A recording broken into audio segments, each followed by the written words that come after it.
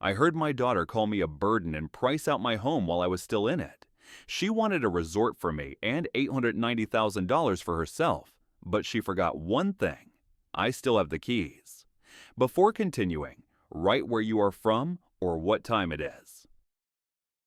The phone rang just as I was scraping the last of the meatloaf from my plate. I glanced at the caller ID and smiled despite myself. It was Caitlin. "Dad, how are you holding up?" Her voice carried that familiar warmth that always made my chest tighten with love and loneliness. I settled into the old leather recliner, the one my wife Ellen used to sit in for her evening reading sessions. Oh, you know me, sweetheart. Just finished dinner and was about to watch the news. I didn't mention it was leftovers from 3 days ago, or that I'd been staring at Ellen's photo on the mantel for the better part of an hour. "Are you eating enough? You know, you can always order groceries online now, right?" "I showed you the app." "I'm eating plenty," I interrupted gently, though I had a little scare yesterday. I forgot to turn off the burner under my coffee pot. Good thing I smelled it burning from the living room. There was a long pause on the other end. I could picture her frowning in that way she'd inherited from her mother, that same little crease between her eyebrows. "Dad, maybe we should talk about getting someone to check on you more regularly." "Jeremy thinks I'm fine, Caitlin," I said, trying to steer the conversation away from my aging. "Really, how is your business trip going? You are in Phoenix, right?" "Yes, the conference ends tomorrow," she replied. "Jeremy has been handling most of the client meetings while I sit through these endless presentations about digital marketing trends." She laughed, but it sounded forced. "Listen, Dad, I should probably get going. Jeremy and I have dinner plans with some potential investors." "Of course, sweetheart, I love you. Love you too, Dad." "Take care of yourself, okay?" I heard a click, then rustling sounds. She must have dropped the phone in her purse, I thought, reaching to hang up my end. But then I heard voices, muffled but clear enough through her phone microphone. "Jeremy, you see how he is deteriorating?" It was Caitlin's voice, but the warmth was gone. It was replaced by a cold, sharp edge I didn't recognize. "He forgot to turn off the stove yesterday. What if he burns the house down?" My hand froze on the receiver. Ice spread through my chest. "It is time for a nursing home, Caitlin," I heard Jeremy say. His voice was matter of fact, like he was discussing a piece of equipment that had outlived its usefulness. "He is becoming a burden, and you know it. Your dad is a good man, but he can't live alone anymore. The house is worth almost $1 million now." Caitlin's tone shifted to pure calculation. "With the market right now, we could probably get 900,000, maybe more." "Exactly," Jeremy sounded pleased. "We could sell it, put him somewhere decent, not too expensive, and finally buy that house in Boulder we've been looking at. The one with the mountain view." My daughter laughed. She actually laughed. "God, Jeremy, you should have seen him tonight. So grateful just to hear from me. He has no idea we are planning this. The longer we wait, the more confused he will get. We should strike while he still trusts us completely." The phone slipped from my numb fingers, clattering onto the hardwood floor Ellen and I had installed together 23 years ago. I sat in the sudden silence of my empty house, staring at Ellen's photograph, realizing the people I loved most were already planning their new life in my grave. I don't know how long I sat there in the dark. The house felt different now, as if the walls themselves had heard my daughter's betrayal and were holding their breath. My legs felt unsteady when I finally stood to turn on the lamp. The warm light fell across the living room we'd furnished piece by piece. I walked to the kitchen and opened the drawer where I kept old receipts and papers. My fingers found the folder I was looking for without conscious thought. 20 years of financial records, University of Colorado tuition receipts, $48,000 over 4 years. I remembered the double shifts, coming home with concrete dust in my hair and plaster under my fingernails just to make sure she had a future. The wedding receipts were in there too. $32,000 for one day. I told Caitlin we could afford $5,000, maybe $8,000 if we stretched, but she had cried about wanting her dream wedding. I worked weekends for 6 months installing hardwood floors for a friend who paid me under the table to make it happen. "Daddy, you are the best father in the world," she had whispered during our dance. I'll never forget this. But she had forgotten. Just like she'd forgotten who co-signed her first car loan or who made the calls to get her that marketing job. I found the bank statements from 2 years ago after Jeremy lost his financial advisor position. They had moved in temporarily, just until he found something new.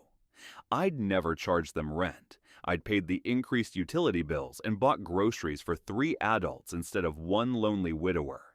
Jeremy would pat my shoulder and call me the most generous man in Colorado. Caitlin would hug me and say they'd pay me back. They had been on their feet for over a year now, both making more money than I ever had, but they never mentioned moving out. I'd even paid for their anniversary dinner last month, $200 at a fancy steakhouse. Then, there was the car repair bill I covered when Jeremy's BMW needed a new transmission. That was $3,000 that cleaned out my emergency fund. I walked upstairs to the bedroom and pulled out the original house deed. Roy and Ellen Hayes purchased 1999. It was in my name only now. They wanted to put me away and sell my life's work because they thought I was too old to fight back. I looked at Ellen's photo on the nightstand, remembering her voice. "Don't give her so much that she forgets to be grateful," she had warned me. Well, Ellen, our daughter had definitely forgotten, but she was about to remember that her old man wasn't as helpless as she thought. I walked to my home office and pulled out a business card I'd kept in my desk for 3 years. Todd Fisher, real estate attorney. It was time for a consultation. The next morning, I walked through my house like a stranger. I wasn't seeing a home anymore. I was seeing square footage, market value, and liquid assets. I ran my hand along the granite countertop I'd installed myself, working by lamplight after my regular job. I dialed Todd's number and listened to it ring, my hands steady as stone. The law offices of Fisher & Associates were located in a modest brick building. I'd chosen my best suit, the charcoal gray one Ellen had picked out for me to wear to her funeral. Todd Fisher was about 55, with the patient demeanor of a man who had heard every family horror story twice. "Mr. Hayes, good to see you again," he said, pouring me a cup of coffee. "I remember you and Ellen. I'm sorry for your loss." "Thank you," I said, surprised by how steady my voice sounded. "I need to discuss something delicate about my daughter and son-in-law." I told him everything. The phone call, the overheard conversation, and their plans to sell my house, to buy their Mountain View home in Boulder. Todd's expression didn't change, but I caught him shaking his head slightly. "Unfortunately, Mr. Hayes, this scenario is more common than you would think," he said. Adult children often assume they know what's best for their aging parents, especially when valuable assets are involved. But they can't actually do anything, can they? I mean, legally? I asked. Todd leaned back in his chair. "The house is titled in your name only. Legally speaking, your daughter and son-in-law have absolutely no claim to your property. They cannot sell it. They cannot force you into a care facility, and they cannot make any decisions about your assets without your explicit consent. The house belongs to you. Period." Relief flooded through me, followed immediately by something sharper. "So if I wanted to sell it myself?" I asked. "You could put it on the market tomorrow if you chose to," Todd replied. "It is your property, your decision. Denver's housing market is incredibly strong right now. Properties are selling within days, often for cash offers above the asking price. If you were serious about selling quickly before they return from their trip, we could have a sale completed within a week." I thought about Caitlin's laugh when she called me a burden. I thought about Jeremy's cold calculation. "They think I'm helpless," I said, my hands clenching around the coffee cup. Maybe it's time I showed them exactly how sharp my mind really is. I paid the $200 consultation fee in cash and walked out into the spring sunshine. My phone buzzed in my pocket. Caitlin's name appeared on the screen. The phone rang once, twice, 3 times. I could picture her in some hotel lobby in Phoenix, wondering why her grateful old father wasn't jumping to answer. Let her wonder. I climbed into my truck, the plan forming in my mind. I had built my life from nothing once before. I could certainly tear it down and rebuild it on my own terms. I was unlocking my front door when the phone rang again. Through the window, I could see it buzzing against the kitchen counter. For the first time since the betrayal, I smiled. I poured myself a glass of water, took a deep breath, and picked up on the 6th ring. Dad, there you are. Caitlin's voice sparkled with artificial enthusiasm. I was starting to worry when you didn't answer earlier. Sorry, sweetheart. I was out running some errands, I said, keeping my tone warm and grandfatherly. How is Phoenix treating you? Oh, you know how these conferences are, she said. But listen, I have the most wonderful news. Jeremy and I have been planning something very special for you. We want to treat you to a vacation. You deserve some rest and relaxation after everything you've been through since Mom died. There is this beautiful place we found. It's like a resort, but with medical staff on hand, just in case you need anything. A resort with medical staff. My jaw clenched so hard I thought my teeth might crack. That sounds lovely, sweetheart, I managed to say. You really didn't need to go to such trouble for me. Nonsense, Jeremy's voice came through in the background. He must have been on speakerphone. We've already made all the arrangements. When were you thinking? I asked.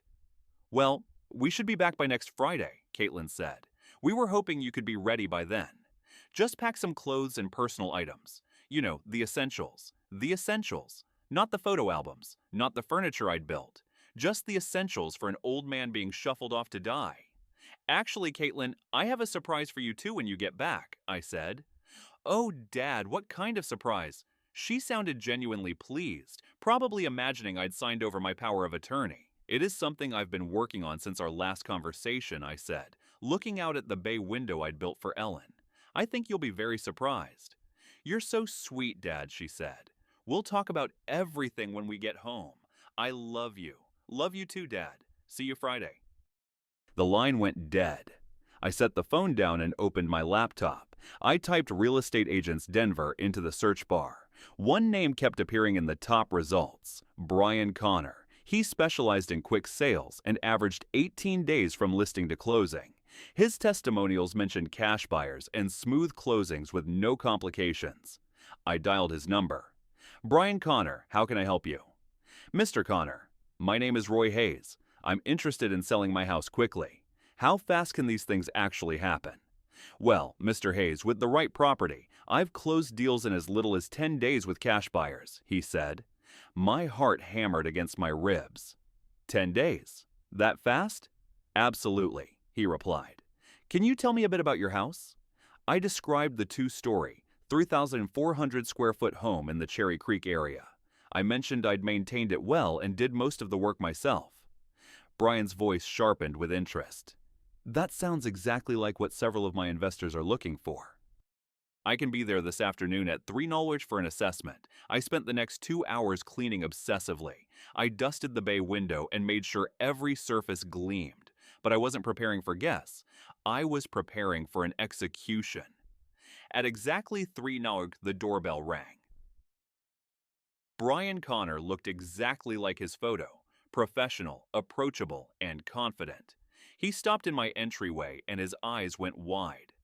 Mr. Hayes, this is exactly what I was hoping for, he said, his gaze traveling up the crown molding I'd installed by hand. You wasn't kidding about maintaining this place. He pulled out his tablet and started taking photos. These hardwood floors are original? I installed them myself in 2001, I said. We went with 3/4-inch solid oak. He moved to the kitchen and ran his hand along the granite. Custom installation? Every inch, I replied. Ellen picked the pattern. Brian was typing notes furiously. Mr. Hayes, in my 15 years doing this, I rarely see properties maintained to this standard. I'm an engineer, I said. I believe in building things right the first time. It shows, he replied. He moved to the living room and admired the built-in bookcases. This bay window is custom work?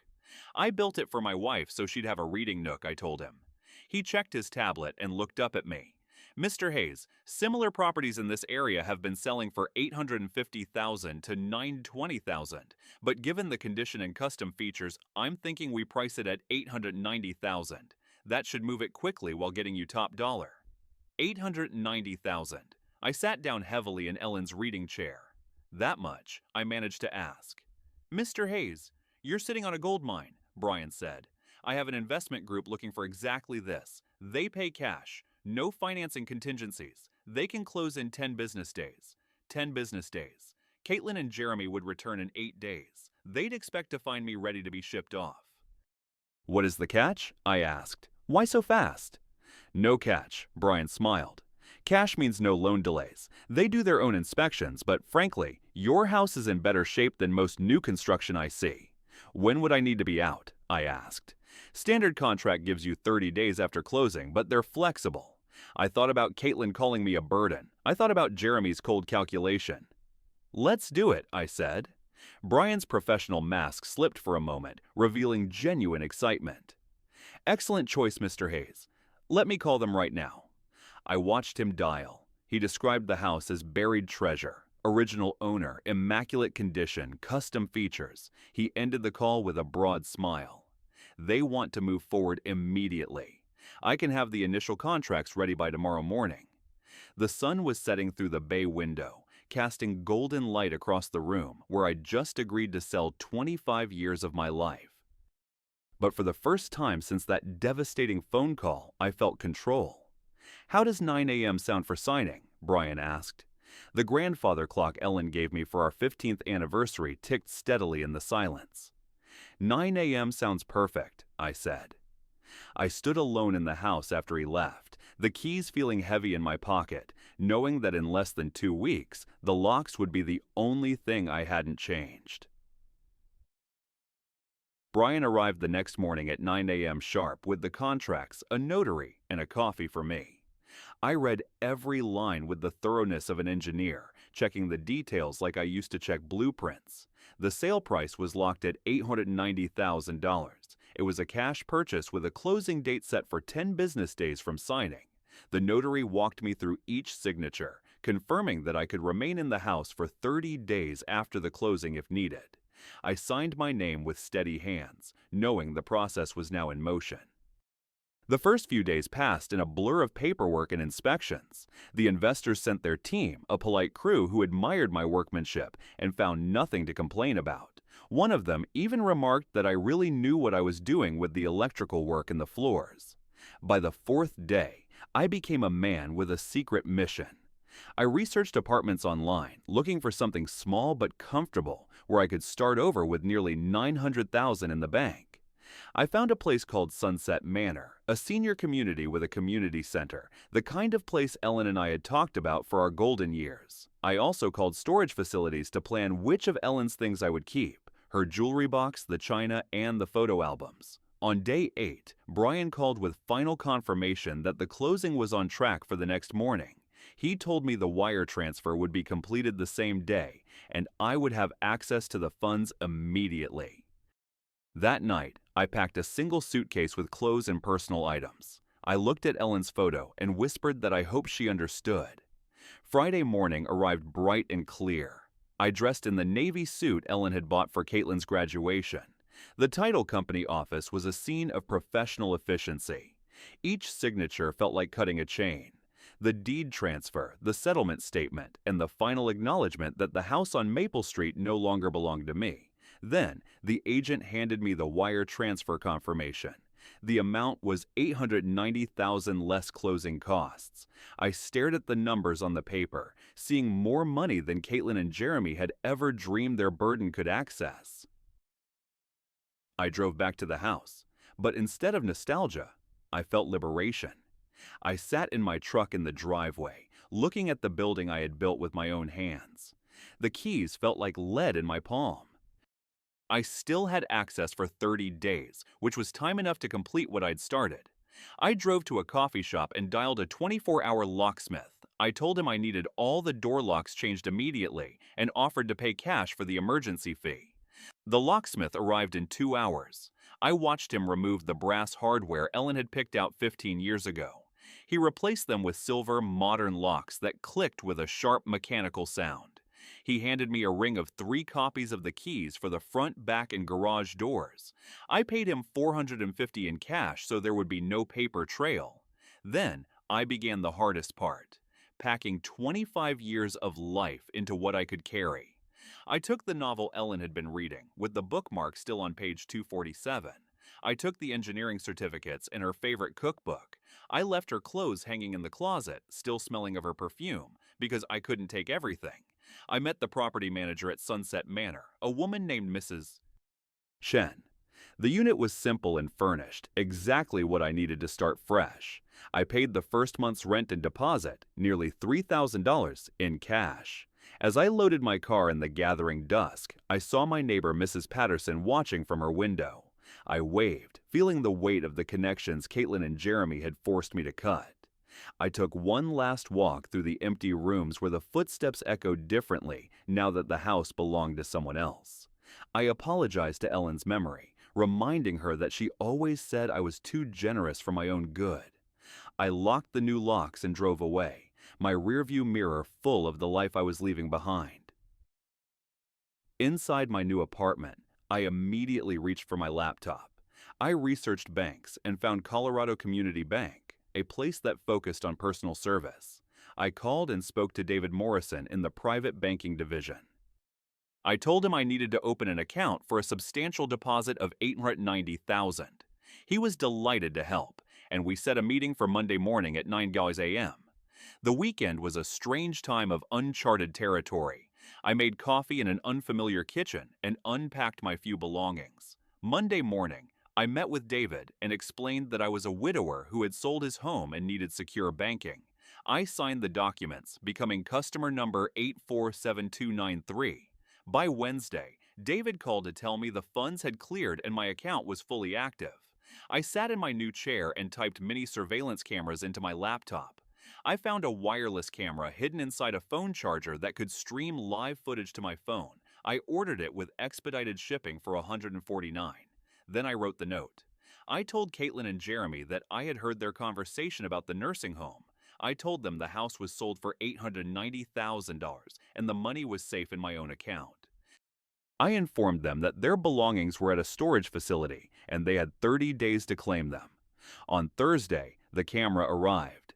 I drove to the old house one last time, using the garage door opener to park inside so the neighbors wouldn't see me. I positioned the camera charger by the front door outlet and taped the envelope to the door at eye level. I touched the mantle one last time and whispered that justice was served. I locked the house with the new key and drove back to my apartment to wait. Friday at 5:15 p.m., my phone buzzed with a motion alert. Jeremy's black SUV pulled into the driveway. I watched the screen as Caitlin and Jeremy stepped out and walked to the front door with their suitcases. Caitlin tried her key, but it didn't turn.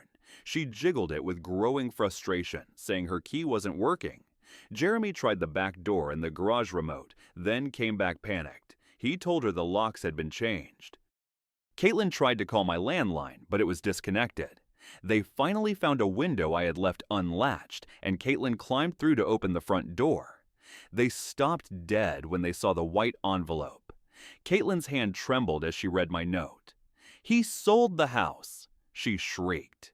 Jeremy snatched the note, calling me a manipulative old bastard. Caitlin started crying, saying that $890,000 was supposed to be their future. Jeremy snapped at her, saying they were now homeless because their own lease was expiring. He reminded her that he had lost his job 6 months ago and they had no savings.